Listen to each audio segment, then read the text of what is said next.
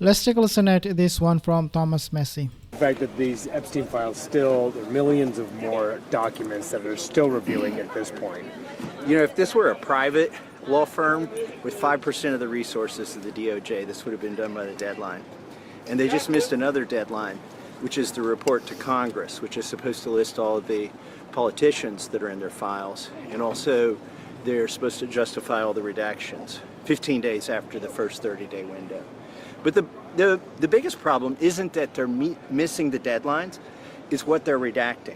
So they're citing the Privacy Act, and they're trying to pretend like that overrides a law that we just passed that says you can't withhold records to prevent embarrassment.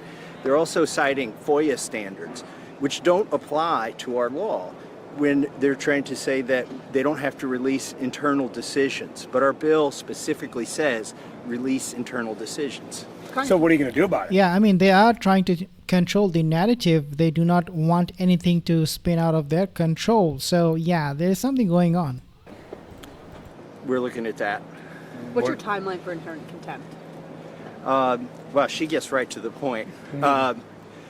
However we would do it, we would give the Attorney General a grace period in order to comply. I guess I meant, when do you plan to force a vote on it? Because it's privileged, you can bring it up to the floor essentially whenever you want. Right, so inherent contempt doesn't require the long timeline that a discharge petition would require because it's a privileged motion. So we don't have to do it now in anticipation of later. Hopefully we don't have to do it, but when we feel like we need to do it, we'll do it. But it doesn't seem like you'd have the votes to succeed in this. You need, what, 2 votes? Right. With the slim majority? And who is the other Republican? I think I had these conversations on these steps back this summer when you said I didn't have the votes for a discharge petition. Yeah, this is a different matter, though. It's actually exactly the same matter. It's just a different way of enforcing it. You said that you hope you don't have to use it, but you have it in case you do. What's the bar? What will be the determination if you leave it on the cutting room floor or if you bring it to the floor?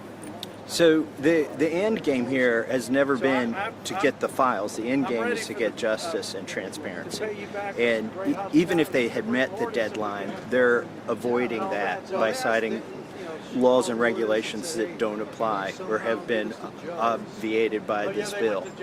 So we'll see. Why do you think they're taking these steps to shield? So, looks like Thomas Massie, the problem that he's having with Trump and the administration not releasing those files is that they are redacting, number one.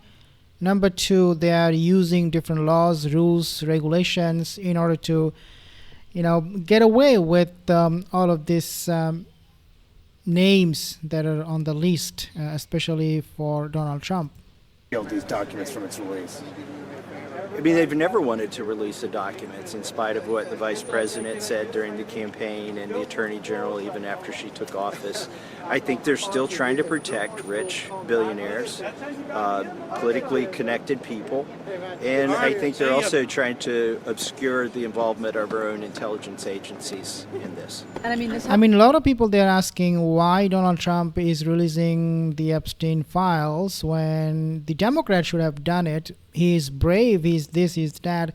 Now, the answer to that is because Donald Trump, he promised in his election campaign that he is going to be releasing Epstein files, unlike Biden, Obama, or Bush administration, or even Clinton administration. And then you also have problem now. Donald Trump is just playing games with it, trying to control the whole narrative and protecting in the process the Zionist, the rich, the billionaires, the tech mogul, and all those people. Happened a little while ago, but it's the first time that you're back since the SDNY announcing that it had 1 million more files in its possession that it passed on to Main Justice. What do you make of that, and how do you think a lapse can happen in that sense if they just found 1 million more documents well after the deadline? Well, again, it's not about quantity. Yeah, they've got 1 million more documents, which might be 5 million pages.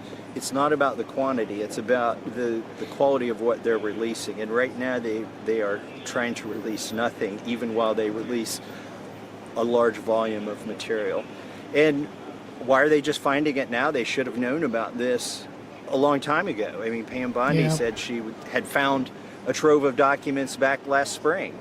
that she was reviewing, and then that went away. Yeah. That's the other thing, they've had a year to comply with this, since this was a campaign promise. And so they shouldn't be taken by surprise by this deadline, and they shouldn't have missed it, and they shouldn't have missed the second deadline. Because the second deadline is different than the first deadline. The first deadline was generally releasing it to the public. The second deadline requires them to do something for Congress that they are not now doing, which puts them in clear contempt of Congress. Absolutely. I think the people in the Congress, both from the Republican side and also Democrat side, they are going to be bringing this issue, this motion, in order to pressure Donald Trump, because a lot of Republicans, they're also now wanting this Epstein files to be released and meet the deadline.